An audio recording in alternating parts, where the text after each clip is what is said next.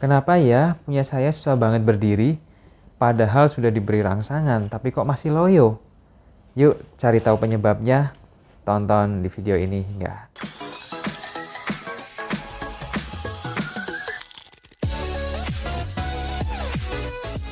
Halo guys, balik lagi bersama saya Dr. Faisal Ridho Sakti di channel Faisal Care, channel yang membahas tentang dunia seputar kesehatan.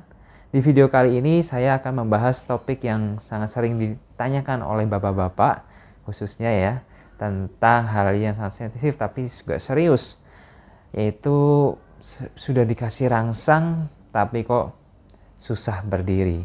Nah, sebelum kita bahas topik yang hangat ini, silahkan teman-teman untuk like dan subscribe channel Faisal Care dan nyalakan lonceng notifikasinya biar nggak tertinggal video-video kesehatan yang seru dan menarik.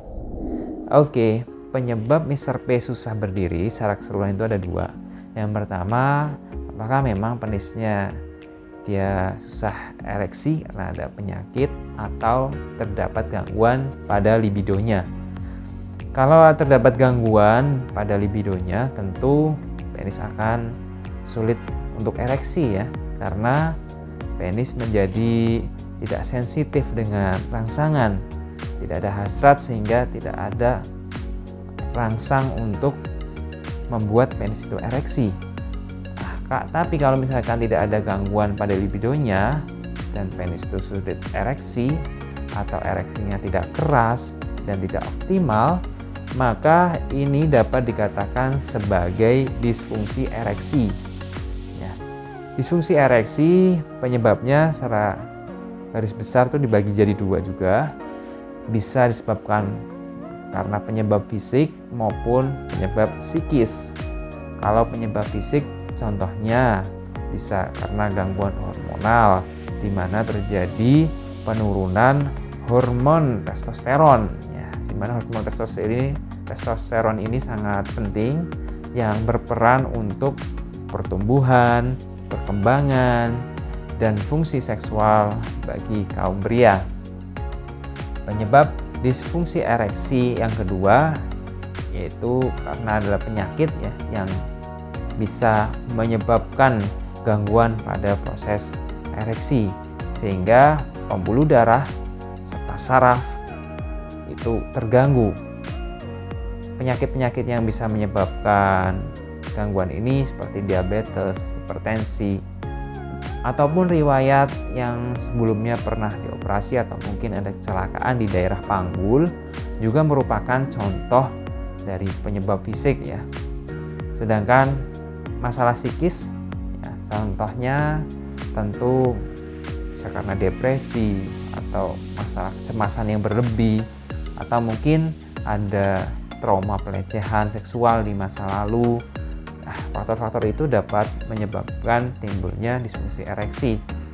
Nah, kalau memang terjadi gangguan fungsi seksual, baik itu libido maupun gangguan fungsi ereksi, ada baiknya buat bapak-bapak di rumah memang harus memikirkan untuk konsultasi ke dokter ya. Jangan melakukan pengobatan secara sendiri, apalagi asal menggunakan obat kuat. Dan disarankan juga bagi bapak-bapak juga mengajak pasangannya agar bisa saling membantu dan memberikan dorongan. Karena proses terapi itu sendiri juga berperan penting terhadap pasangan, dan juga pasangan itu juga mensupport, juga memberikan dorongan sehingga punya motivasi yang besar untuk bisa sembuh. Nah, tentu nanti dokter akan memeriksa secara keseluruhan dengan pemeriksaan fisik maupun pemeriksaan penunjang sehingga tahu akar masalahnya dan bisa mengatasi akar masalahnya tersebut. Ya, jangan lupa untuk subscribe dan like video Isal ya.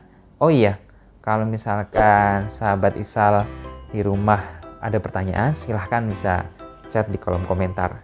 Isal nanti akan sharing-sharing dan membantu menjawab sebisa Dr. Isal. Jadi tetap semangat, jangan putus asa, selalu berdoa.